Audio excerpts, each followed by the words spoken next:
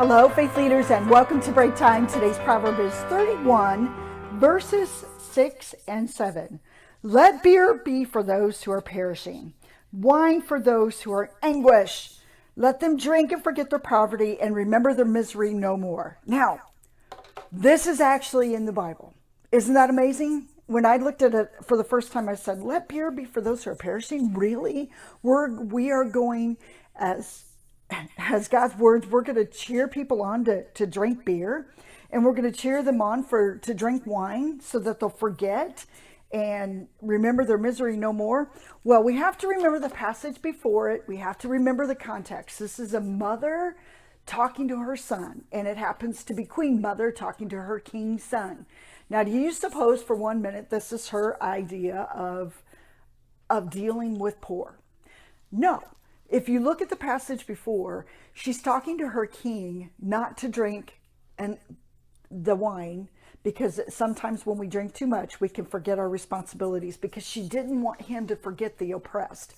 So you know immediately that her heart is for those that are in poverty, that have financial stress, that are in social stress, whatever their stress is.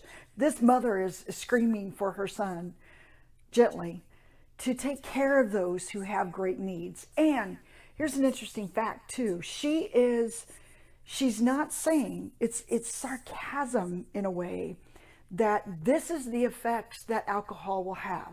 This wasn't her financial reform or social reform policy. This was her way of saying, this is what's going to happen if we don't take care of these problems. We don't want the poor to go to alcohol as their place of comfort. King, take care of the situation, and you're going to find how she wants this to happen in the next few verses. She wants her son to take care of those who have great needs, but she knows the alcohol and the wine is not the answer. And you know, have you ever thought about why people drink? Why do people consume too much alcohol? And you know what? You find it right here. Sometimes it's because people they're poor, their heart is in a poor place, their mind is in a poor place. It's focused on the problems of this world.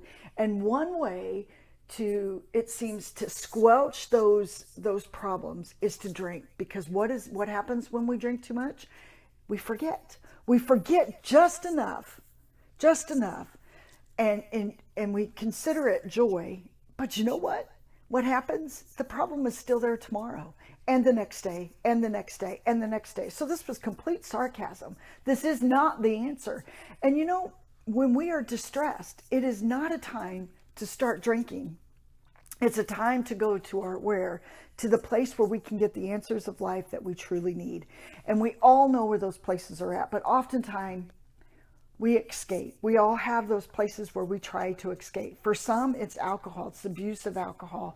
It has a way of lessening the effects for temporary, just very temporary. So you have to sit and ask yourself, where do I go for my place of escape? And then ask yourself, why do I go there? Instead of going to our shared Father, for the places of life that seem to be sucking life out of us instead of putting life into us. And you know, children of God, this is such a hard one, because we all have our place of escape. And so my question for us, for you and for me, is, where do you go? And my challenge is, go to the Father and be so vulnerable before him, because alcohol has that effect, doesn't it? It makes us vulnerable. It helps us to lay it all out. Why do we need alcohol to do that?